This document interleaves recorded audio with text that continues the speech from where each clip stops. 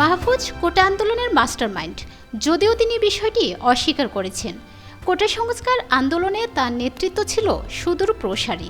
তার এই ভূমিকাই বিশ্বমঞ্চে আজ সম্মানের মুকুট পরিয়েছে। বিশ্বমঞ্চে মাহফুজকে বিপ্লবের পেছনের কারিগর আখ্যা দিয়েছেন বাংলাদেশের অন্তর্বর্তী সরকারের প্রধান উপদেষ্টা ডক্টর মোহাম্মদ ইউনূস।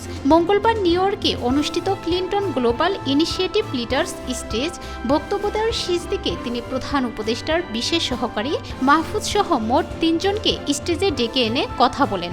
অনুষ্ঠানটি সঞ্চালনা করেন যুক্তরাষ্ট্রের সাবেক প্রেসিডেন্ট বিল ক্লিন্টন।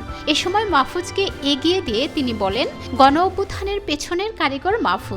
যদিও মাহফুজ সবসময় বলে সে নয়, আরও অনেকেই আছে, যদিও সে গণ অভ্যুত্থানের পেছনের কারিগর হিসেবে পরিচিত। প্রধান উপদেষ্টা আরও বলেন, এটা হঠাৎ করে হয়েছে এমন কিছু নয়, খুবই গোছানো আন্দোলন।